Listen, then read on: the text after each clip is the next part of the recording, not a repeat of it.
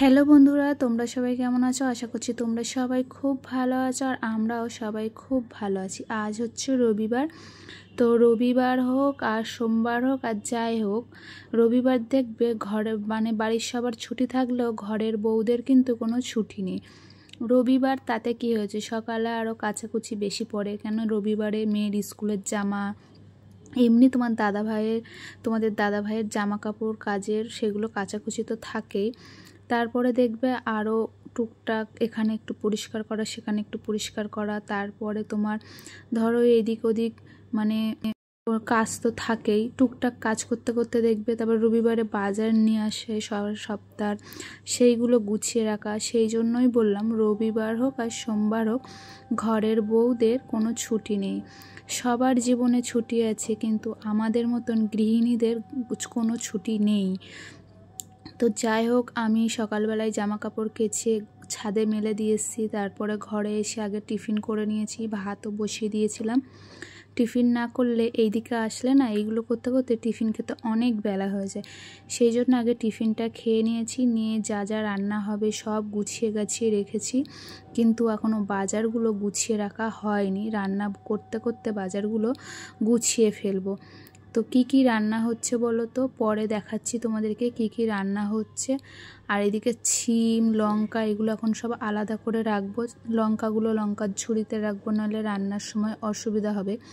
আর এইদিকে শাক নিয়ে এসছে, আর শাকের মধ্যে গাঁটি কচু আছে। আর গাঁটি কচু না আমি ফ্রিজে রাখি না, গাঁটি কচুগুলো আমি আলু পেঁয়াজ যেই ঝুড়িতে রাখি ওখানেই আমি গাঁটি কচুগুলো রেখে দিই। ফ্রিজে রাখলে না সিদ্ধ হতে চায় না, আর অনেককে দেখি ফ্রিজে রাখতে, কিন্তু আমি রাখি না। যাই হোক, এগুলো গুছিয়ে ফেললাম। এইবারে চলো তোমাদের সাথে দেখাই কি কি রান্না করছি রবিবারে।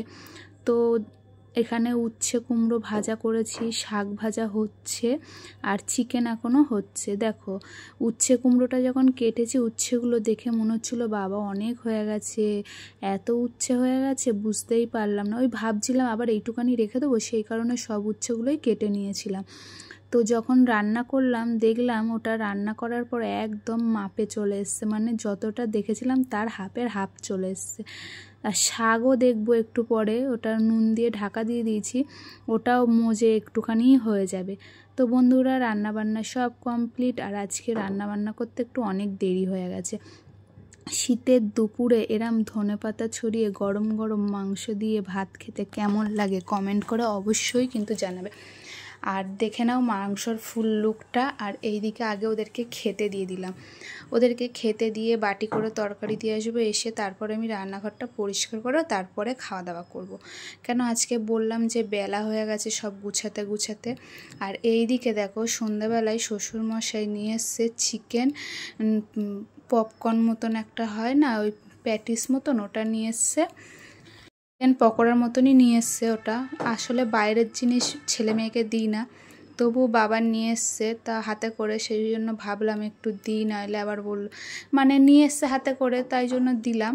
আর এইদিকে আমিও একটু খেয়ে নিলাম ছেলের থেকে। মেয়ে খেয়ে পড়তে চলে গেছে, সামনে মেয়ের পরীক্ষা, ওই জন্য পড়ারও একটু চাপ আছে। আমি না একদম ভুলে গেছিলাম যে আটা বাড়ন্ত, জানো তো, ওই জন্য আজকে রাতে আর রুটি করা হয়নি।